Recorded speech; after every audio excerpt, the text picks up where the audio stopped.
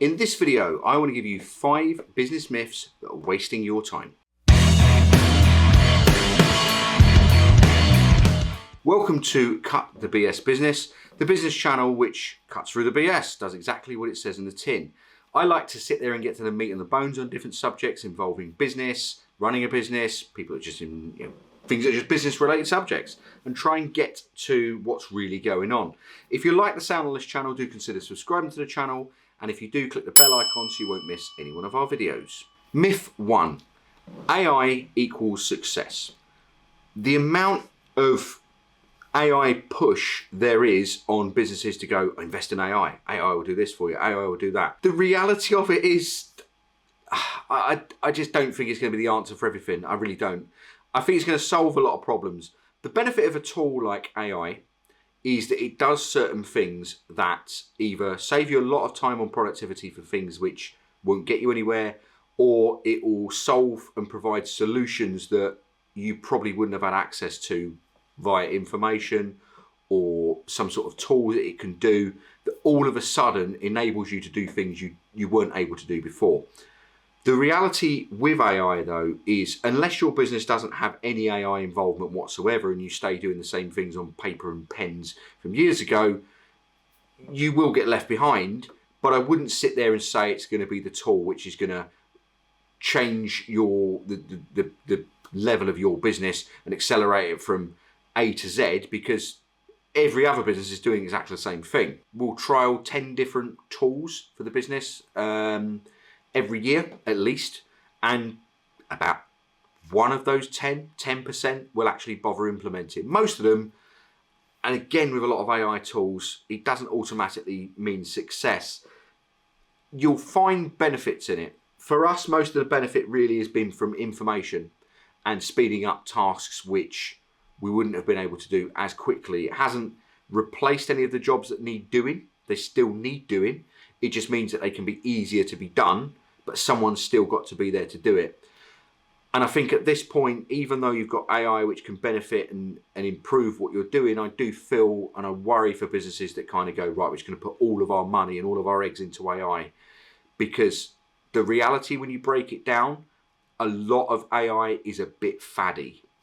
It's a bit like, I see most of them as having kind of a personal assistant for you who will do the jobs, and then afterwards you've still got to look over the work and actually correct it. But instead of doing all the, not the donkey jobs, but the jobs there that might have been taking someone, an hour to do, all of a sudden can be done pretty much instantly, and then you can get on with things.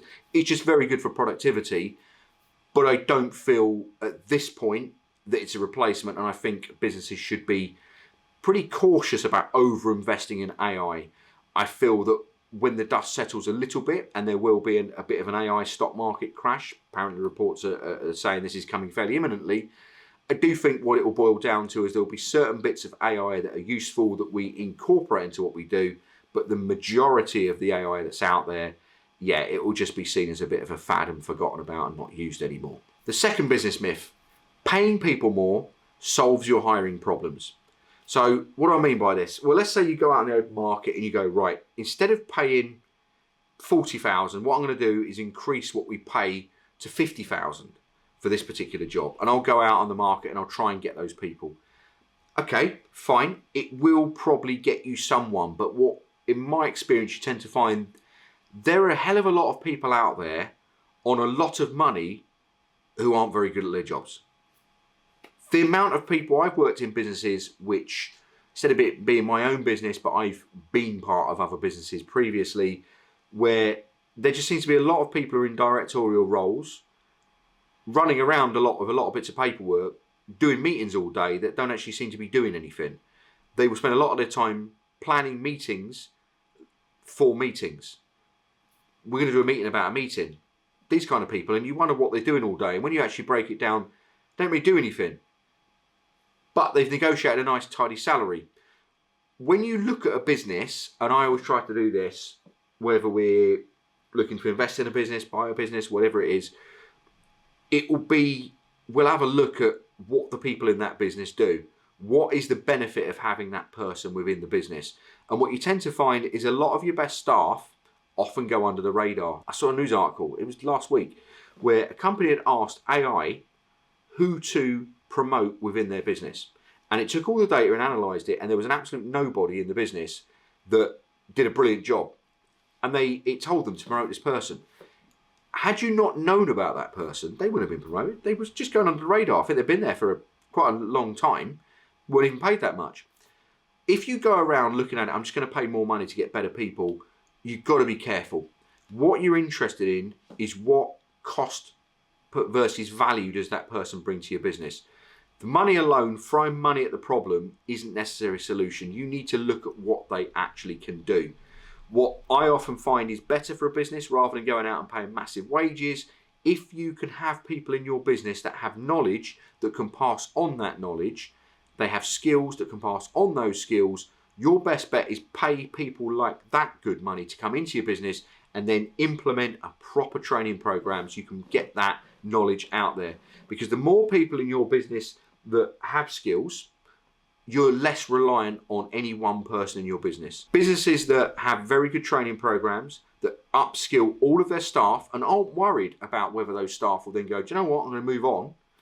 But instead they look at it and go, we're going to train all our staff to know everything they possibly can. They do so much better than businesses that go, we don't want to train people because we don't want people to know too much where they could leave us. Because what happens is then the very few people that do have the skills, that do have the knowledge in their business, when they go, you're in trouble. You don't want to put all your eggs in one basket. So paying people more, bit of a myth unless there's proper substance behind it and a strategy. The third myth, remote workers are more productive. If I went on LinkedIn and said, this is a bit of a myth, I would get a lot of hate. But the reality, if I'm being honest, is there are some remote people that do a very good job that will sit there and just lock in, they'll do their job, and they tend to be probably introverted people.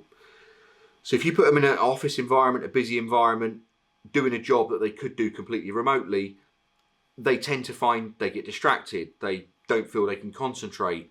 And actually, if you put them in a remote environment, they prefer it. They prefer time with themselves, and they can be very good at what they do. So you will find there is a proportion of people that can do that. However, regarding statistics, and statistics can be swayed however you want it to be, whenever you say, remote workers are more productive, just from experience, no. You are in a position where you've probably got, I would probably say a third of people are more productive remotely or equal productive. I would say it's that low. 2/3 of people will either be a little bit less productive or substantially less productive working remotely.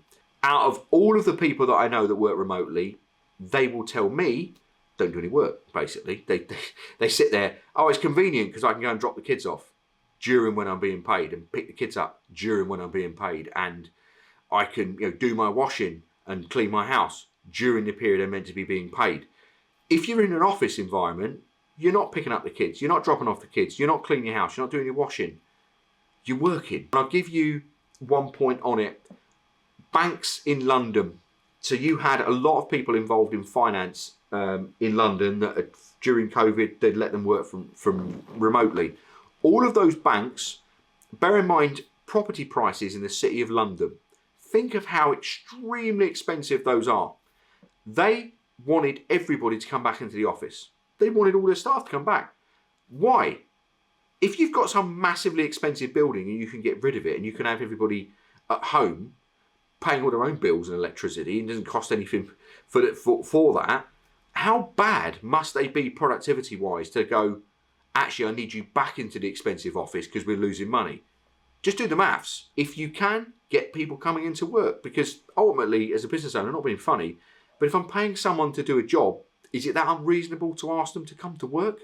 Myth 4, build your business with somebody else's money. I hear a lot of people say, if you're trying to build a business, do it with someone else's money so you're not risking your own. I think this is a little bit loose. You've got to look at it and go, there's two sources for money in a business. You've either got an investor or you've got to borrow money from a financial source via way of a loan or something like that, or some finance agreement that you have. Either way, yes, that's somebody else's money, but there is a caveat to that. okay? If you're borrowing money from an investor, they're going to want to share your business. If they want to share your business, when you come to sell it, you've got a problem. If your whole source of revenue is from investors, unless you're going to sit there and try and get your business stock listed, I don't think it's a great business model. And the reason why I don't think it's a great business model is because although your business can do well, you're basically working for somebody else. You will notice if you want more money, they want more investment. And you're basically working for someone else. Now, if you're an investor, you're laughing. Get someone else to build the business for you. You put your money in, they'll do the job for you. It's the same as paying wages to somebody. You're just paying someone else to run your business. Great. But the reality of it is, if you're doing it with someone else's money, it means less money out of your pocket. The sensible way to do it is to try to sit there and build a business yourself. It depends on the kind of business you're doing. If you're doing some very costly business, which you need someone's money basically to start out, the equipment, the sources, the kind of people you might need to hire, doesn't work, some big tech business, yeah, I get it, fair enough. You might need an investor for that. But for most businesses, certainly small businesses, you don't really want to try and do the investor route. You want to try and build it up yourself, mile deep, inch wide kind of business where you get in, you find a profit margin, you start to build it up, you try to reduce or have no debt on your business, and you're patient. Slow pounds, they call it. If you do that, I would say that every day of the week, because you've got more stability, you're not reliant on someone else's money, and if you do make it big, you make it big without having to owe other people. That can be a problem. The other route is if you go and get the loan or financial route. If you go and do this, everything these days is on personal guarantees. They got great. If you don't know much about personal guarantees and want to know more, I'll put a link up here because we did a video on personal guarantees. So it will give you all you need to know about personal guarantees and why they're a problem. But if you want to go and borrow money with your business, you're basically signing a personal guarantee. And why it says that's someone else's money, it is until that business goes flop, and then it's all your money and everything you have, and they'll bleed you dry. So I feel starting a business and doing it yourself, someone else's money, somehow that ends up being your money. So I would say it's a bit of a myth unless you're doing some big tech business and you're going to make it do an IPO or something. I would say certainly for small businesses, try and do it through the profits you generate reinvested within your own business rather than taking someone else's money. If you can, I don't think it's a great business model myself. Final myth: work smarter, not harder. The amount of times I see people talking about, yeah, I want to work smart, use AI to work smart, or use these tools and this shortcut to be able to automate this or do this a little bit better for you. The reality with tools like that, if you want to really get the benefit, you need to be very hard working yourself, and then they're an accelerator for it. I don't like this idea where you have people talking about work smart, not hard, as if it's some kind of way of replacing having to do hard work. Because if you operate like that, I just think you're going to be in trouble. You will come unstuck.